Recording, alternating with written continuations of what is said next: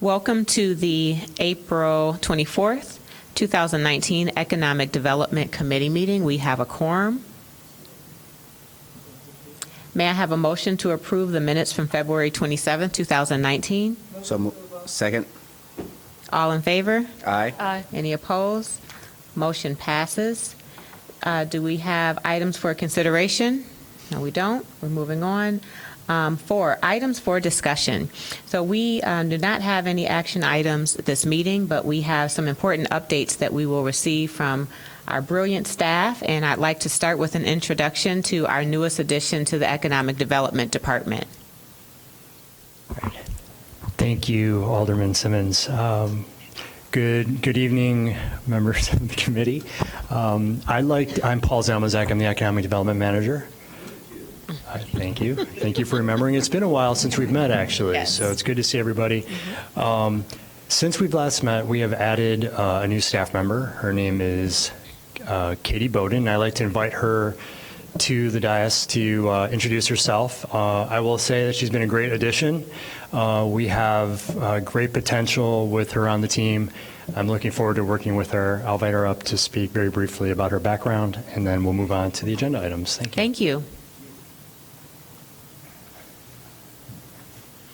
Welcome, Katie. Thank you. Good evening. Like Paul said, my name is Katie Bowden. I started here with the city about 6-7 weeks ago now, so really excited to be here, really excited to kind of see what we can do. And my background here, I'm coming from a nonprofit organization in Chicago called North Branch Works. So we did economic development, and I was their business outreach coordinator there. So kind of doing a lot of the same things with the city of Chicago and a lot of the businesses in like the industrial manufacturing corridors in Chicago. So kind of bringing that here, and just very happy to be here. Nice to meet you all. Thank you. We're happy to have you. Next, we will have Paul giving us the Economic Development Annual Report. Thank you, Paul. Thank you. I want to start off by stressing that, despite all the challenging conversations we hear about our difficult community and how awful things are, we have, by the indications that we have, is our economy is actually thriving if we look at our indicators. We had 30 new businesses, 9 expansions, 14 new food establishments. Retail vacancies at a 10-year low. We've got several co-working spaces that have opened following national trends. One of our favorite projects, city-owned property converted to a theater. On the slide, you can see it lit up at night. It's well-designed, kind of world-class. Definitely from the exterior, and the interior is a beautiful little black box. But things are going well. We have, I took this photo, there's 3 cranes at one point. Well, one of them just came down because the project's wrapping up. We had 3 tower cranes in our downtown, which eventually will lead to about 1,000 new residents once these projects are delivered to the marketplace. And we continue to have interest from the development community. The focus on affordable housing and workforce development continues. Our colleagues in community development, Sarah Flax and her team, continue to work on that. The mayor's summer youth program and the employer advisor council meets on a regular basis. The entrepreneurship support program continues to be a priority. We helped, I believe it was close to a dozen entrepreneur last year, and that was a program that I believe came out of MWEBE committee, which we're going to talk about later as well. And the work that we're doing with those programs, Northwestern's Garage, we still have a very thriving entrepreneur system in Evanston. Really happy to have been part of the launch of the Church and Dodge improvements. That northwest corner probably hasn't looked that way since it was built in turn of the century. And that involved the city investing significant amount of money. I believe it was close to $75,000 based on, we used the storefront modernization program last year, and that was specifically committed to the Church and Dodge and the Simpson corridor. Unemployment continues to be low. We're beating national trends. We tend to do that in Evanston simply because of the just a highly educated populace. We are also leading the state. Our average was around 3.5%. Retail vacancies, we often hear people say, why are there so many vacancies? I think what people see is maybe a cluster of vacancies at Church and Maple in downtown, but for the most part, our vacancy rate is really low. It's around 4%. And what happens is because it's so low and there isn't new space coming on the market, rents go up. Very simple. So our rents continue to climb, which in some ways is challenging for small business. And we've been talking about office for well over a year because we were trying to do an office development in downtown. There's still interest in doing office development. We're going to see a project soon on Davis Street. With that said, we have a vacancy rate that is very low. I think the latest quarterly report shows that it's up a tiny bit. There's a business or two that's kind of grown and they're ready to move to Chicago, so that space has opened up, but it will. If the trends continue, it will fill up quickly. We still need more space. Our rental prices, like in the range of 30 to 35, is in some cases higher than some areas in the Loop, which is kind of insane. But that's the way it is, and it's driven by the university, and it's driven by our unique location close to the North Shore. And again, tax revenues were up. We're talking about sales tax, hotel, liquor, and amusement tax. Those are all healthy signs that our businesses are doing well. And I just wanted to wrap up. There were some really, I've got 3 businesses at the bottom that I think are very unique, and it shows that despite this kind of electronic or digital society that we live in, we have a bookstore in the middle that opened up on Main Street. It's maybe 600 square feet. She's figured out a way to get people into her store. Lots of stroller parking on a daily basis outside. It's a kids' bookstore called Booked. The picture on the right is a store called Assembly Creators, which is it's the sale of jewelry, leather goods, women's clothing. I hate to use the phrases that everybody's using these days, but very curated environment. And then on the far left is one of the co-working spaces that opened at 818. That used to be a rug cleaning shop, Allegretti. So that's how I would summarize. I had the full report, was distributed to the council. I believe it was part of this packet. Any questions? Thank you. Yes, sir. Yes.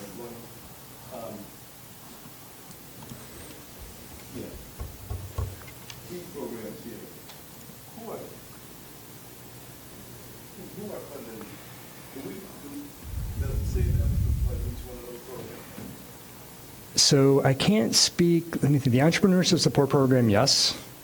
Elevate Evanston is not a funded program. That is essentially an umbrella kind of communication tool, essentially, where we try to put all of our partners under one umbrella and we coordinate on a regular basis.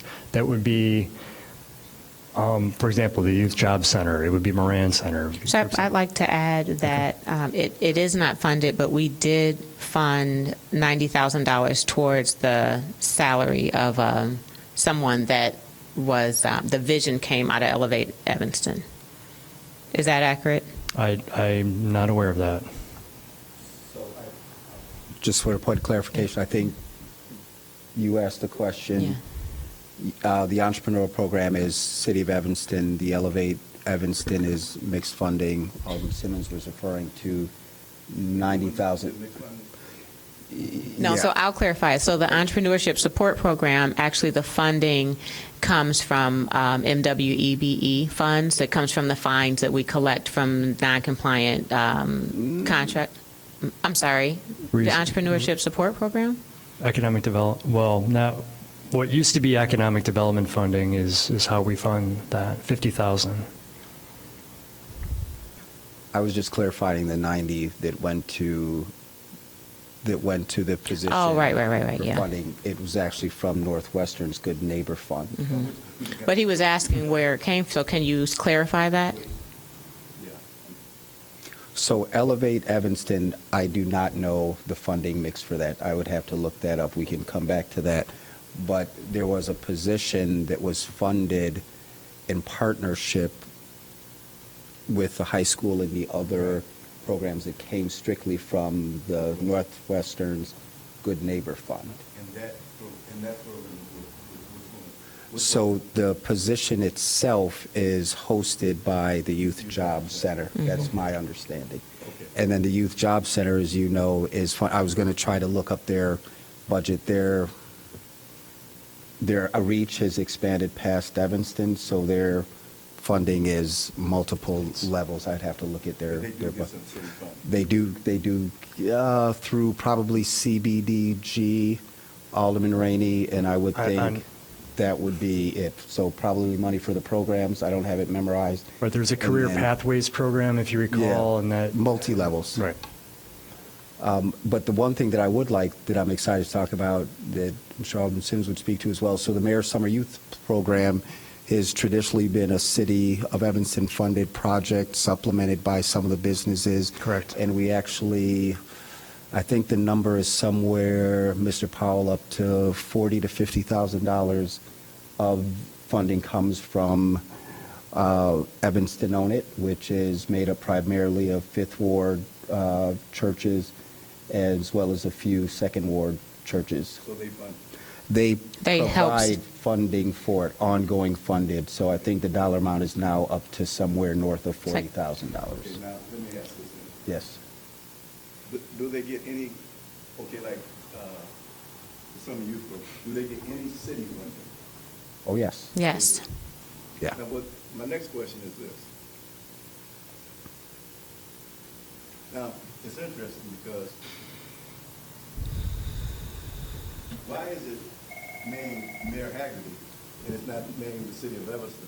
Is Mayor Haggerty funding this program? So I think, I mean, I can't speak to the tradition of it. It's predated me on council. It has always, and maybe Alderman Rainey can chime in, and if not, I'm sure we can come back with the correct answer from our staff. But it's always been called the Mayor's Summer Youth Employment Program, and I think that goes back to the Honorable Lorraine Morton, if I remember correctly. Alderman Rainey? I was researching something else. Was the original question, where does the Elevate Evanston money come from? Was that the I question? think the overall question was that he was asking was just pointing towards the various funding mechanisms, and we were just providing a little bit of background. And then the last question that I called your name to was Mayor's Summer Youth Employment Program. Right. Well, let me just The answer. question was, why is it named after the mayor? That's my question. Oh, And it has city funding, and that's tax money. How come it's not named the City of Evanston Employment Program? all right. All right, that's an easy one. That has nothing to do with money.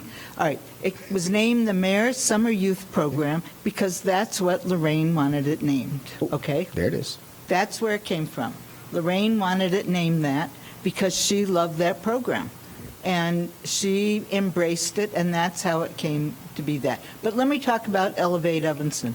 That money that is specifically designed to embody the mayor's advisory committee, I think I'm going in the right direction now, that he put together to deal with Evanston High School, Paulina, correct me when I go off track here, with his advisory committee that he put together to work with with the Youth Job Center and Evanston High School. That money is from Northwest? his fund from Northwestern, $1 million a I year. understand that. Okay, all right, I'm not questioning that. all right, all right. That's not my question. All right. But the Mayor's Summer Youth Program came from Mayor Lorraine Morton.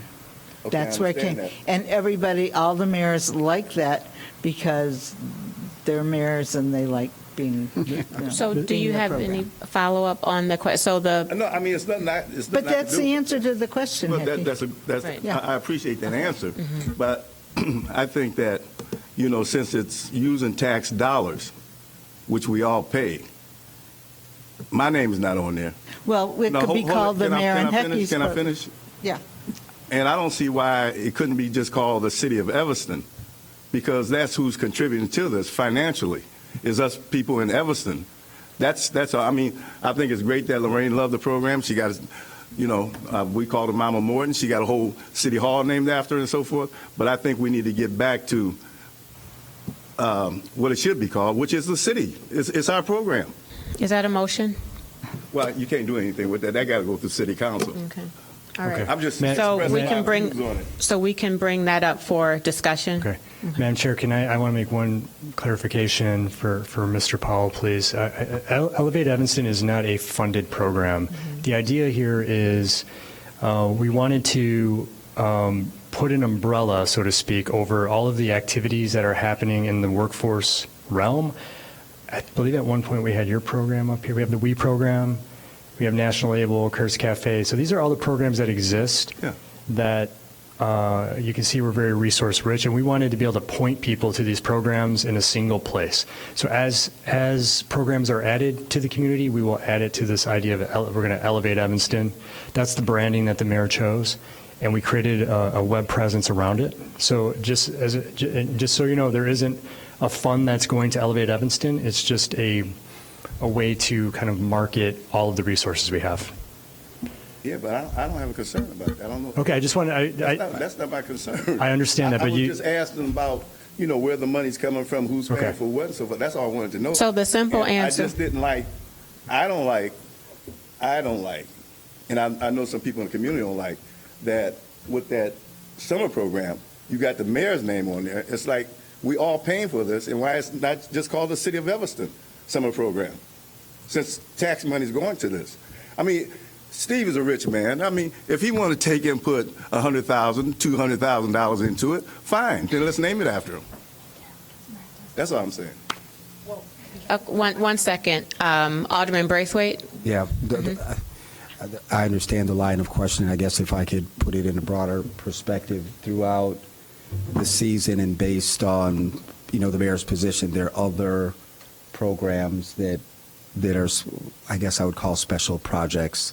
And I see it more as a special project. I think when you say mayor, I don't see it as the individual. I consider it as part of the city whenever I look at the org chart. And there are other things that throughout the city, for example, the Christmas holiday program where, again, food is gathered by a bunch of non-for-profits and it's considered the mayor's food drive. So that does not address your question, but I think it's important to understand that there are other I have a good programs understanding, citywide. Peter. I'm not Right. stupid. No, I'm Yeah. crystal clear. Let me explain something. Crystal clear. If there's people giving out of their own pockets, that's one thing. But when you start talking about tax dollars that we're paying, and we're going to name something like that program after that mayor, I don't think it's right. I think Okay. it should be called the City of Evanston Summer Youth Employment Program. Okay, right. That's all I'm saying.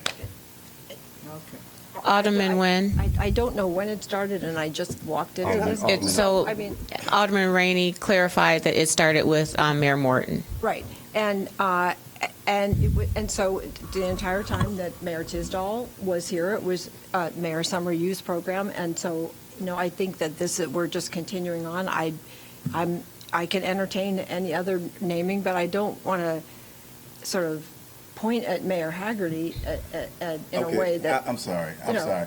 Any mayor, okay? Let's Right. just put it at any mayor name should not be on there. I'm not attacking Mayor Haggerty. I want you to So, understand that. one No thing I- Tisdall, it's just Right. anybody. Yeah, no, So- I That's get not that. a mayor's Right. okay? Well, it was it was Mayor Morton. Doesn't matter. Who started the initiative back. So I want to say this. I would like to spend a moment just celebrating the great outcomes of the summer youth program. I understand we had between 600 and 800 young people that were employed, jobs available for all of our youth, and employers that participated with creating opportunities for our youth. Some of those opportunities opportunities extended beyond the summer. And I would like to take a moment to just kind of celebrate that and what it did even for some of our local entrepreneurs in providing them with support staff during the summer months. So it was a success. And we have a committeeman who wants to consider changing the name. I don't know what that process would look like, but I'll certainly bring it up.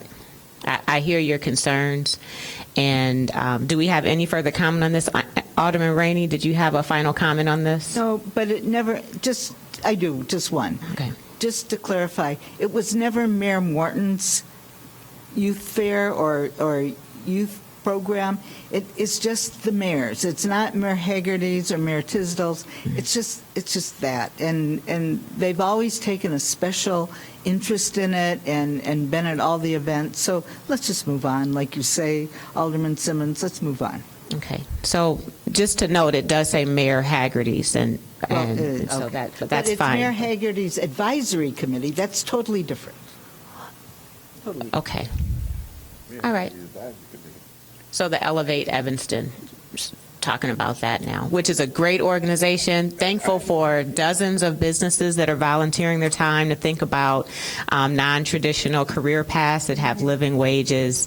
Thank you to all of the participants for Elevate Evanston that are working on that. I understand they had a really productive meeting today. So that was the Mayor's Employment Advisory Council, led by Neil Gambo, who's working hard to provide to institutionalize, allowing high school kids who are about to graduate, if they're not going to go to college, how do we get them into vocations? How do we get them into factories? How do we get them into auto repair shops and the like? It's a highly technical, highly skilled, highly paid segment of the economy that we often forget about because we're so focused on getting our kids into Harvard and other Ivy League schools. So. Perfect. So that program is not funded, but they did birth a job out of it that is funded by the Good Neighbor Grant from Northwestern. I understand that. Okay. I have no problem with that. Okay. You know what my problem is. Yes, perfect. So we're going to, were you done with the report? Yes. Thank you. Thank you. Thank you for that. I'm done. No, I'm just kidding. Thank you. Moving on, really excited about this. Item B, we need some financial empowerment for many of our residents. And it's my belief that there are enough financial institutions and other professionals in town and our staff that could come up with something to empower our residents to be more financially prepared. And that's what our report's going to be on. Thank you. Okay. So I'll just add a little bit to that. So we're hoping we as staff are going to use our relationships in the community and really to use the bully pulpit of city government to convene a group of businesses. That includes banks, there's private personal finance organizations, the Housing Opportunity Development Corporation. There's a number of organizations throughout Chicago, but many in Evanston alone. We want to convene them and really get them to collaborate on a financial wellness initiative where we're trying to build the capacity for people to stay out of debt, build wealth, perhaps buy a house, perhaps have the wealth to start a business, build credit, and so on and so forth. Really what we're trying to do is coordinate all of the disparate activities that are already happening and put them kind of in a curriculum where somebody who needs this kind of assistance can get that. And we think the private sector can provide that. I think they'd be really excited to do that. So we're hoping to have an update. I'd like to give myself 90 days to come back. I know that's probably not quick enough for Alderman Ruth Simmons. So we're going to do our best to get something done fairly quickly. And I think with the competition we have in the banking community now, I think they'll be fighting over each other to provide the best service possible. I think of an example in Chicago, the Smart Money Week, where there's a lot of resources committed to this. We could do something similar, but it's going to be a year-long kind of commitment. What else would you add to that, Madam Chair? I would like to see the campaign have either a badging system or some sort of steps Right, like rewards of of some progress, kind, right. or, right, some way to acknowledge progress. I want to make sure that there is a youth and young adult component. I understand that there, some of our summer youth job employees maybe don't have bank accounts and are maybe paying more at check cashing places and things like that to access their funds. So if we could work with whichever bank is ready to support us in that way for them to educate them on checking accounts and debit cards as well. And then look into baby bonds or some way for young parents to invest early in the economic health of their youth so that they have access to money that they need for either college or home ownership, and that money can grow. It's easier to start investments earlier. Like to add that. And a very strong emphasis on home ownership as much as possible. I mean, I understand that housing cost is expensive here, but we're working also on other policy that could create more affordable housing, and want to make sure the residents that we have on our mind are prepared credit-wise, and they have documented income so that when these properties do become available, they qualify for the mortgages. So those are some things that I would like to emphasize. And then continue to work closely with Elevate and Sharon Johnson and anyone else that's working on workforce development so that our residents are not underemployed and they're maximizing their skill sets and their credentialings to make as much money as possible. Okay. Yes. Alderman Nguyen? And I want to thank you, Alderman Rusimans, for bringing this up, because I think this is really, really essential, and it's shocking, but I think we all know that that there are lots of the financial markets and the world of mortgages and understanding car loans and all of those things, it can be really difficult, and people can be taken advantage of many times, and I think that providing this financial wellness initiative is really, really important. And I think all of those things are excellent. I know at the high school you have to have, oh, help me out, it's consumer learning is consumer credit, but so consumer ed, that's it. And so I think if we could also talk to whoever teaches at the high school to sort of find out what it is they're doing, but maybe make sure they're up to date on things. And because I think I'm glad that the high school requires that, but I think it would be really maybe have it connect continuously to something that we do, that the city is doing, so that I think it's kind of rudimentary in the high school, but I think it probably could be made more sophisticated so kids understand better, how quickly they're out in the world, and they, how to read financial documents, what just the terminology means. So many people aren't really comfortable with it, and so as a result, they don't know how to protect themselves or really how to assert themselves. So I thank you, Alderman Rusimans. I think this is a superb program to have in the community. And you're right, banks are going to fall all over themselves. Right. Thank you, Alderman Nguyen. I wasn't aware of the high school program. I think it's amazing how we put our kids out into the real world and they've never really practiced using credit, or it's remarkable. So we'll figure out a way to include that. And I always forget about our credit unions. We've got a list of who we're going to reach out to. So we'll follow up. We'll give a regular update at each meeting until we're progressing well. And I imagine we'll have our own, like a single website devoted to this as well. And please don't overlook the importance of insurance agents in this. So proper personal insurance, life insurance, burial insurance. Please make sure those are included. Alderman Rainey?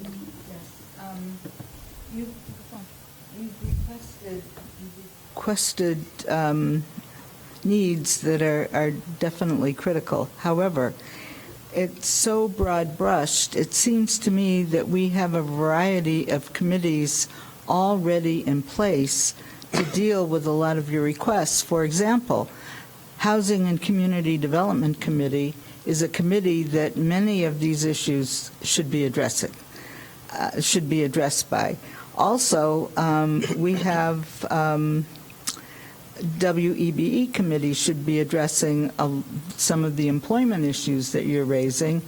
And it just doesn't feel, this committee doesn't seem like the place where people's insurance needs should be addressed.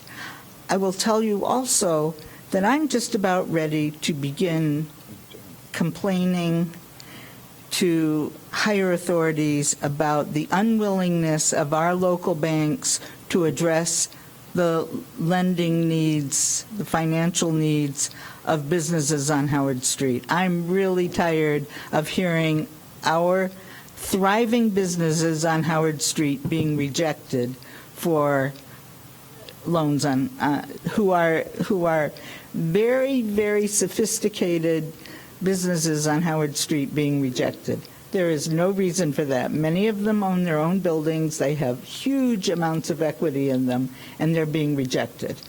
That's just not right. And so, I just think that there needs to be another mechanism to deal with the issues that you're raising. I think the education part is absolutely critical, and you're absolutely right, but I'm not sure what role this committee should be playing to address those needs. Well, This committee, it seems to me, should be helping business set up that are already business. Also, I'm looking at some of the people that we have given grants to.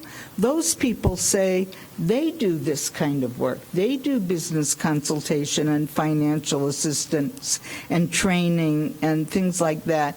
We should be directing some of the people that we're talking about now to them for services. you're right, and we will do this work out of this committee. I do believe that it's relevant. We all agree that it's needed, and in agreement with the banks needing to come up with products that better suit entrepreneurs. We have entrepreneurs that have not been able to get loans that are credit worthy by any other standard. So this is a challenge to our local banks to support the entrepreneurs in town. But I do want it in this committee. We will not be doing the work. We're not insurance agents. We will be convening the professional services in town. We will be referring them to those that have received the entrepreneurship support grant that do this type of work. And so I'm expecting to have a report and some sort of plan that use the talent that we have in town and the resources and institutions that we have in town to share with the community. So we won't be doing the work. We won't be talking about what type of insurance policy do we get, but we will refer residents that need the support to the services that they need. Are you clear on what the ask is? I'm clear. I think at a minimum, the economic development team can convene and because we have the connections with the business community, and where it goes from there would be up to this committee and your colleague committees. I do think that we could quickly convene, kick it off, and then let's see where it goes from there. So I believe the policy discussions that you and your colleagues have. So my belief is that when you convene the business owners, that one of them will kind of become a leader in this. And this isn't a new thing. It's new to us, for us to have a financial empowerment, financial literacy, financial fitness initiative. And we can model after other communities that have done something similar. So I believe the working group will be motivated by, one, having new clients to serve, because they're business people too. And, I'm hoping that we can support this work so that we can strengthen the financial health of the families in town. Alderman Rainey? Okay. Oh, okay. That's all right. Thank you. Anything else on that? Thank you. We have C. We have ComEd. If you could join us, thank you. We have families that have questions about options for alley lighting in town, and if you could just give us any feedback on what that option might be, or any feedback on that. So by the way, Carlo Caballero, External Affairs Manager for City of Evanston for ComEd. For the most part, alley lighting is, though there's ComEd-owned lights, and they're leased to an account holder. Generally, the residents on the block get together, figure out an account to put it on, and the light is then billed to that account. They usually share in the expense. That's the predominant way the streetlights are, because the rest of the streetlights in the city, 99.9% are owned by the city, the Talmadge lights. Is there an average on what that cost is? Or? It'd be about $80 a year, I think, is the rough estimate, I think. Okay. It depends, well, it's all dependent on the wattage and the type, but for the most part, that seems pretty accurate. Okay. Please. Sure. Are there, how many lights do you put? Is it one light, or do you put two lights in an alley? I mean, It's- our so blocks all- are about 600 feet long or so. Well, I mean, it'd be the request of, so if they wanted 3, 4, I mean, it's Oh. really, it's also goes by what's appropriate. If there's 5 poles in one alley, it's a block long, you're not going to put 5 lights, but if there's 2 or 3, whether you light the ends and the middle, that I think would be the most common. If the entire block and both sides of the alley agreed, that would be the most common. So it's $80 a year per light? Yeah, Okay. the average wattage. So, and they're new lights all installed to be LEDs.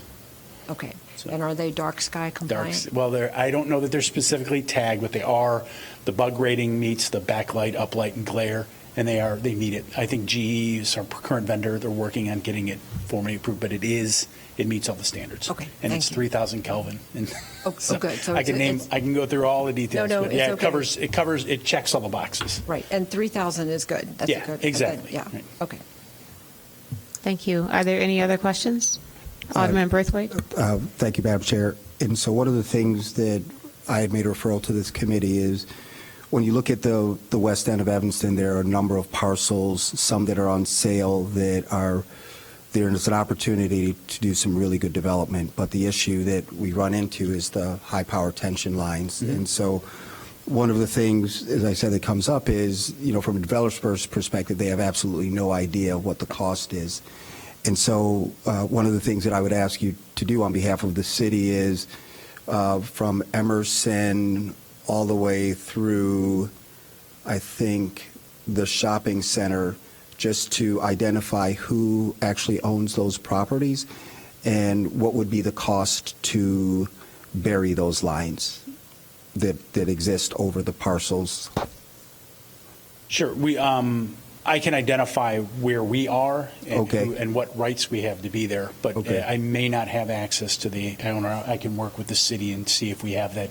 Is that Cook something County you- has a lot of that information online. so you Perfect. can see. That would be great. Sure.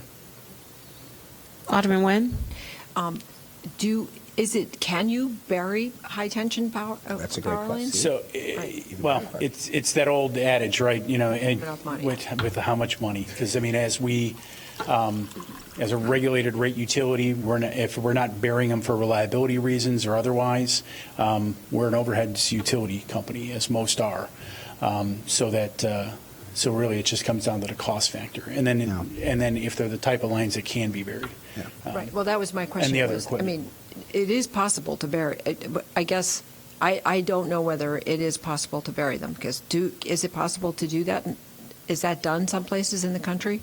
Oh, absolutely. So a lot of there's movements so we've been working. We work with all the suburbs, and I know some of the suburbs have implemented special funding to whether they use TIF funding or otherwise to bury their downtown districts for beautification projects. Others do it for development. They reroute to join parcels, vacate alleys and streets and make more. For all in the interest of development. Okay. So those are the situations where a lot of it does occur. So it's either rerouted, it could be buried in those situations.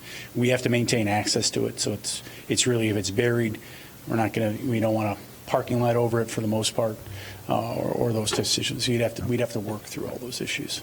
Yeah. And I think the payoff, obviously, Alderman Nguyen, is when you look at the West End, there's so many opportunities for development and great opportunities to create jobs through new developments, obviously expand our tax base. So I'd be really interested for you to come back and let us know the cost. Absolutely, I can work with staff and, That'll be you know, great. as they identify the really relevant sites, we can work on figuring And those Alderman details out. Braithwaite, I agree. I mean, if you look at the path of those, there's a lot of Right. great empty land Yeah. that's on either side of that, Right. the right-of-way there, Yeah. the electron. Yeah, the one, towers. I mean, as you are alderman, the big route would be, the big issue would be is if it can't go there, it's got to go somewhere else. Right. So then, you know, if we'd then be working together to figure out the new route Yeah. to put it in. So Yeah. we will be in this together no matter what, so. Thank you. Thank you. Any further questions? Thank you, Carlo. Thank you, anytime, have a good night. Thank you very much. I'll follow up with Paul. Thank you, sir. And our last item for discussion is our MWEBE report. Get it loaded up. Okay, thank you, Alderman Simmons. I believe it was at the last Economic Development Committee meeting you had asked for an update from the MWEBE committee. And as you know, I do not serve that committee as staff, and I agreed to assist purchasing manager this evening as she's leaving town and wasn't able to be here tonight. So I'm looking forward to hopefully a collaborative conversation, considering your service on that committee. And also joining me this evening is Sharon Johnson, the Business Workforce Compliance Coordinator. So what is the committee?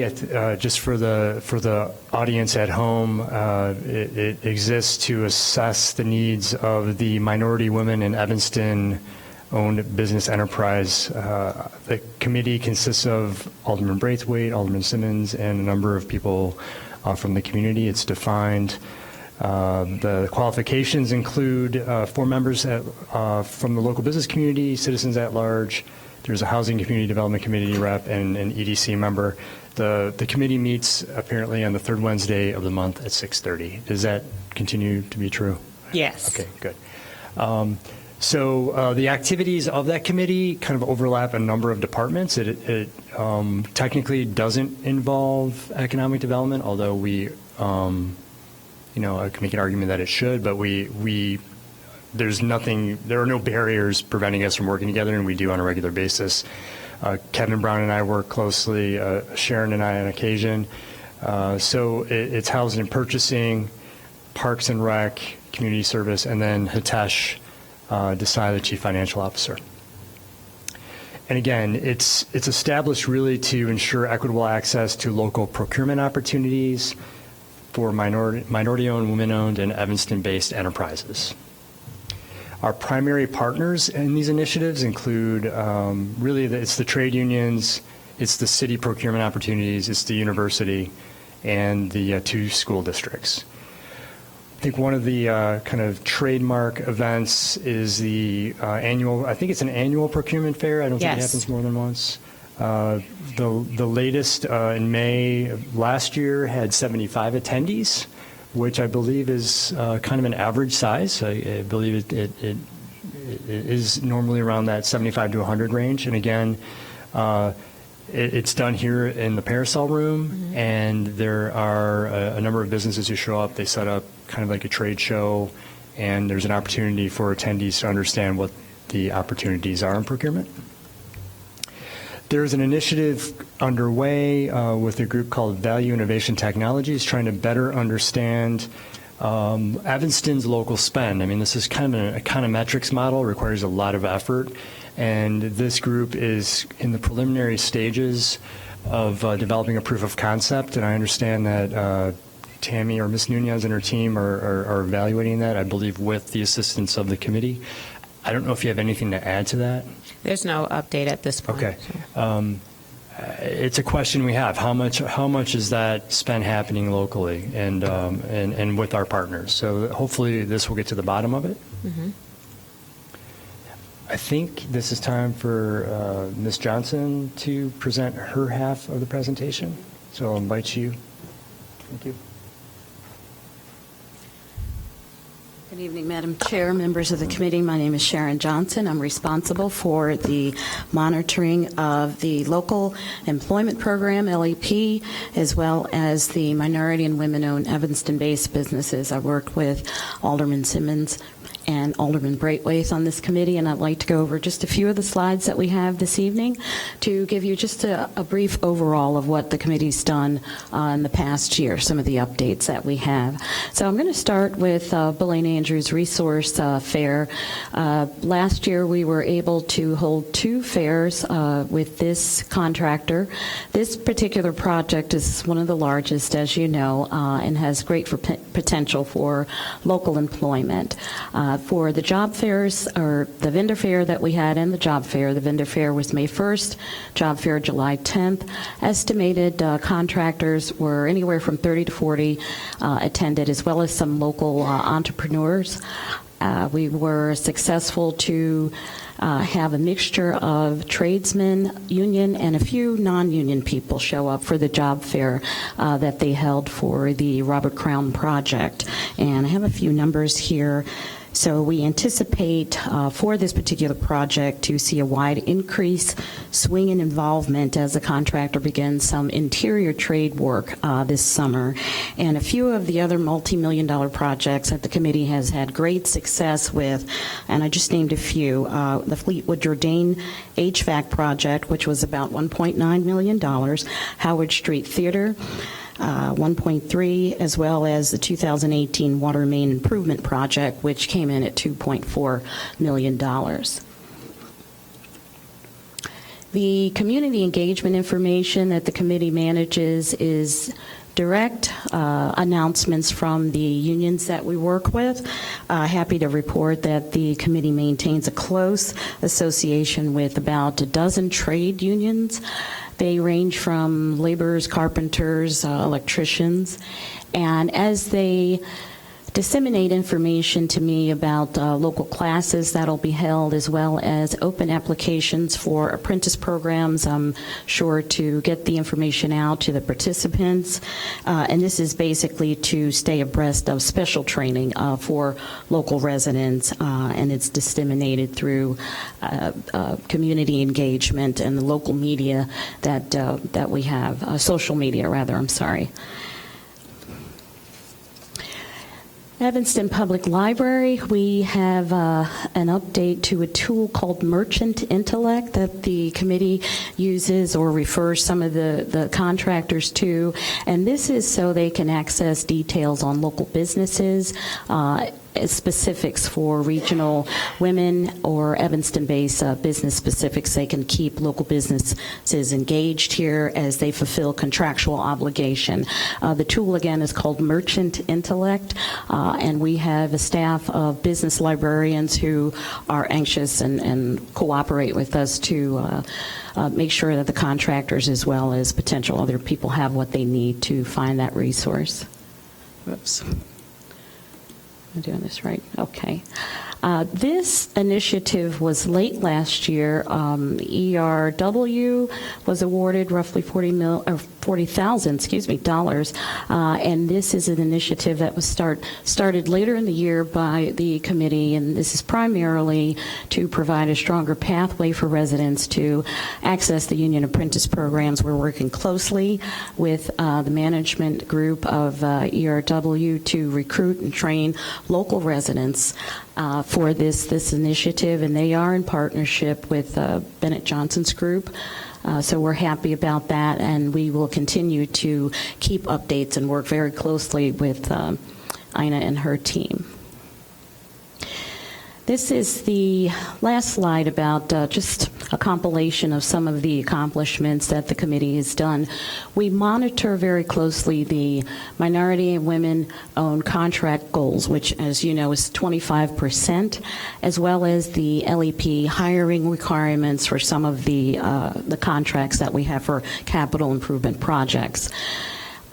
For 2018, the committee has achieved an overall goal of 27.1%. Over the past 6 years or so, we have been above 25%, some years maybe 30%. I have a more detailed outlook if you need to see that. Let's see, I got some statistics. Average about anywhere from 30 to 40 people for the local employment database list that we have, and currently that list is at 55% capacity.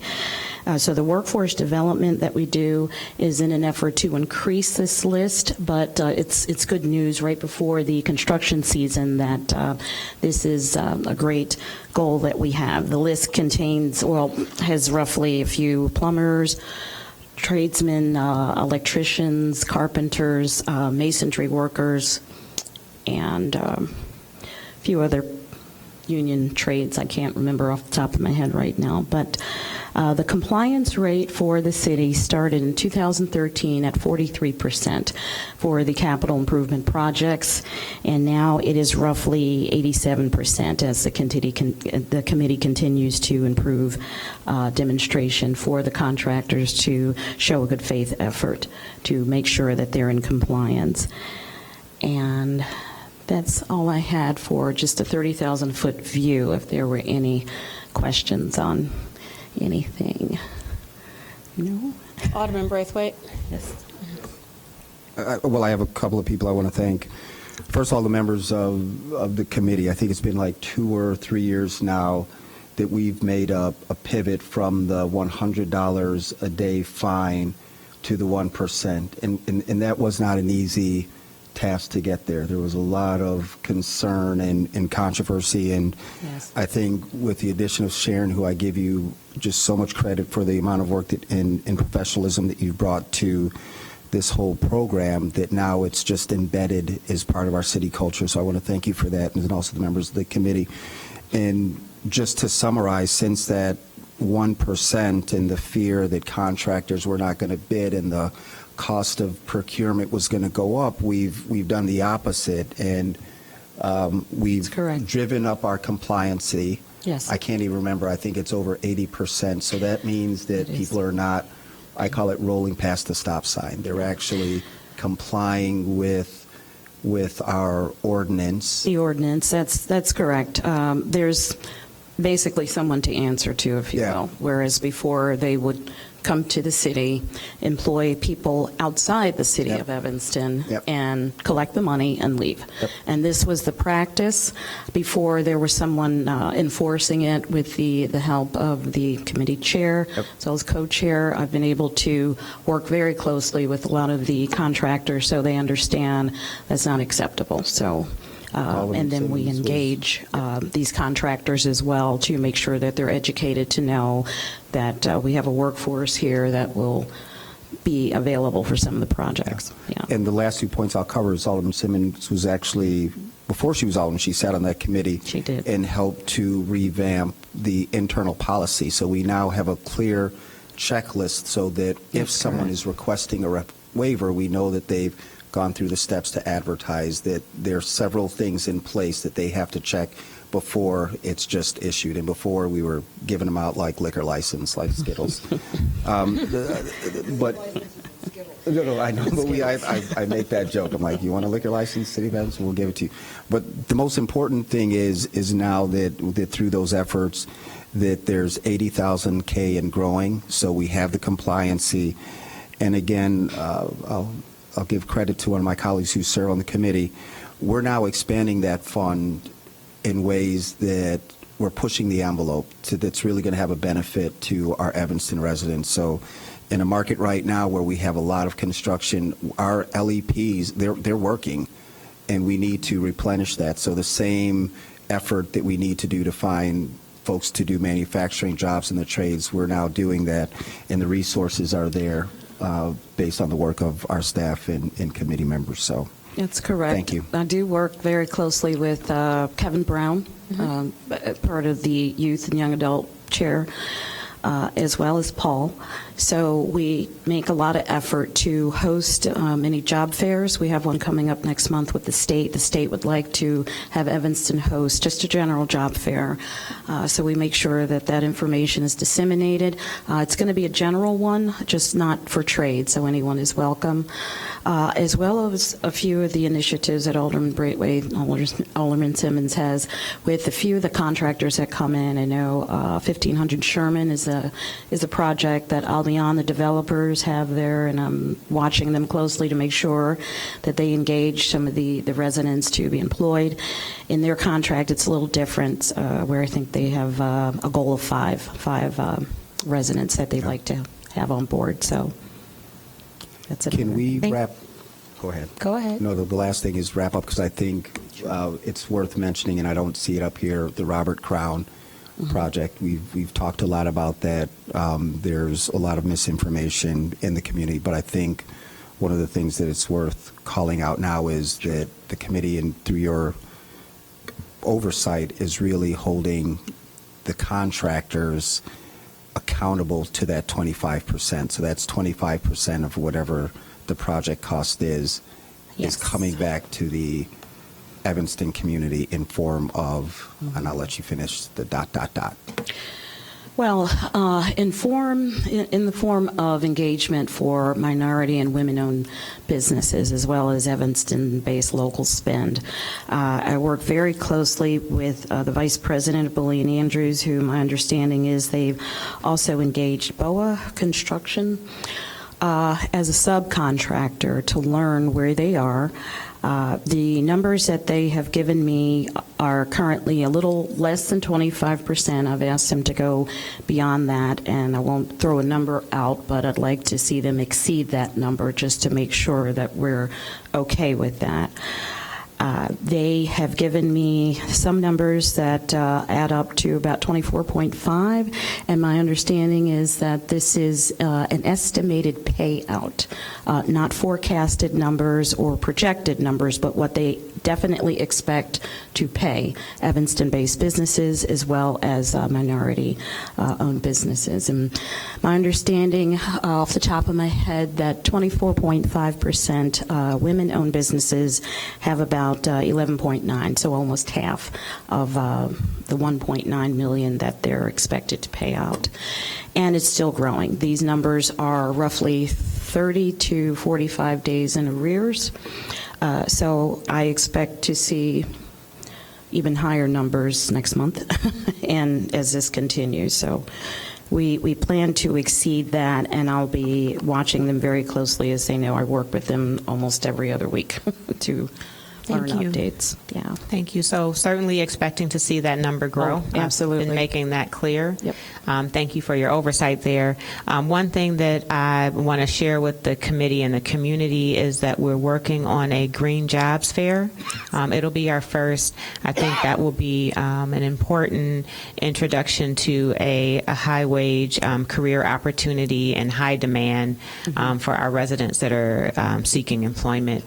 We also look to improve our Procurement 101 with additional services to the community. So we will bring updates as that is Right. available. Yes. Yeah. Correct. Any other questions or? Thank you. Thank you. Thank you. Thank you. Yes. Thank you. Do we have communication? Yes, I do. So this will be my last Economic Development Committee meeting. We're having some changes over on the zoning board, and I think it's probably a good time to have some other people, members of our board, participate in the process and give you guys their feedback. It's certainly been my pleasure to be a part of the board, and I certainly hope that you have found that I have added some value at some point. So thank you. Thank you for all you've done. Thank you. Yes. Thank you. Any further communication from anyone? Mr. Powell? Alderman Rainey? No, you do. Okay. Please. I don't have any communication, but I wanted to ask some questions. Yes, please. Things we were talking about Uh-huh. earlier. Referring back to the financial issue, could you tell me, my memory fails me frequently lately, what we assisted an organization called Hubris Wealth. Could you remind me what that was? Is that a financial If I may, advisor? I'd like to invite Ms. Martinez to the microphone. She doesn't have to stand up. Do- No, it's not. Can't you sit? No, it's fine. It's fine. Hi. Yes, so Paulina Martinez, assistant to the city manager. So I believe it was last year when my former colleague, Cindy Plant, who was managing the entrepreneurship support program, did process an entrepreneurship support program for Hubris Wealth Management. And they do like accounting services and other financial management services to businesses and individuals. Could we utilize a person like that in the advisory part of the financial help program? Because I can't remember the scope of that person's work. And I'll research that, but I think that's an excellent idea, and that would be a way to like further our financial I guess impact. Because we want to help these people survive. That we Right. No, I think it's a great idea. Right. And what about a company called Evanston Codes? I mean, that was a $75,000 commitment. No, we're going to that was an attempt to deliver a coding program. This was the computer program training. Okay. I'll come back at a later date with an update on that. Some of that program was delivered, most of it was not. Oh, so that was a youth program? That wasn't an adult program? Excuse me, it wasn't necessarily a youth program. It was, the idea was we were going to utilize the services of Blue 1647 to deliver a coding program to Evanstonians. We predicted that it would be kind of youth-focused. That's where the interest would likely come from, but it was open to any Evanstonian. And aerospace careers? That project is still in the works. If you recall, Jobs program? No, it's a kind of a job training program. She was going to purchase a Flight simulator and teach that. Yeah. My last update with her, she's well into discussions with Evanston Township High School to provide the program there. That was my last update. Okay, so that was just from this past funding period. So if we have any other kind of people who, we can use. Correct. I think we should go deep into our, we've been at this, I've been at it for almost 8 years. We have a lot of partnerships we developed, and we should, let's see what we can leverage. Thank you. Thank you. You're welcome. Thank you. Also, we have a couple of business licenses that were issued, including Neon Design. They were issued their business license, and he's very happy. So we have one more that we can add to this. Thank you. Thank you. Mr. Powell. Yeah, just real quick, I just want to make something clear. As Peter was saying about misinformation in the community, I just want to make sure that when I was talking about the Summer Youth Program and the mayor's name on there, that wasn't an attack on Mayor Hagerty. It could have been Mayor Bobo the Clown up there, and I would ask the same question. You know how this community goes. I mean, people run back and, heck, he said blah, blah, blah. So I don't want to see the health department at my restaurant tomorrow morning. Thank you.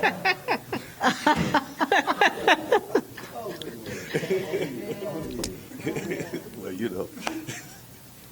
If they were to come, they would find a well-run business. Of course they would, but sometimes they could find some, Thank you. So I have an announcement. There is the official grand opening on this Friday at 1:30. Do you know the time? Pardon? Okay, so there's an official grand opening this Friday for the newest business in the ward, Giro Planet Evanston, and it will be at Church and Dodge where they are located, and the time is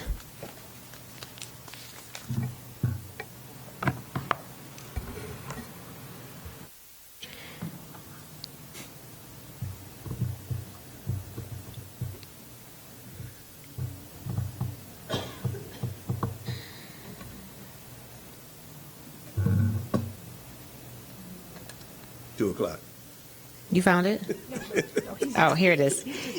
It's at 2:30. It's at 2:30. All are welcome. Please come out. Thank you all. And One department I think should be mentioned is the youth and young adult, the outreach team, and the hard work that they do to support the Mayor's Summer Youth Job Program, and how closely they work with Sharon Johnson, MWEBE, to get jobs out to the community.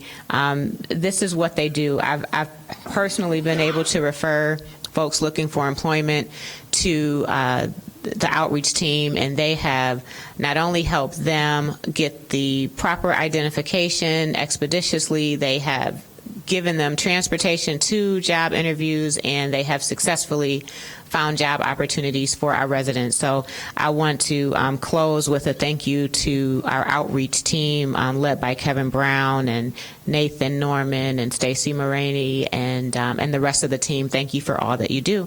And if there's nothing else, can I get a motion to adjourn? So move. Thank you.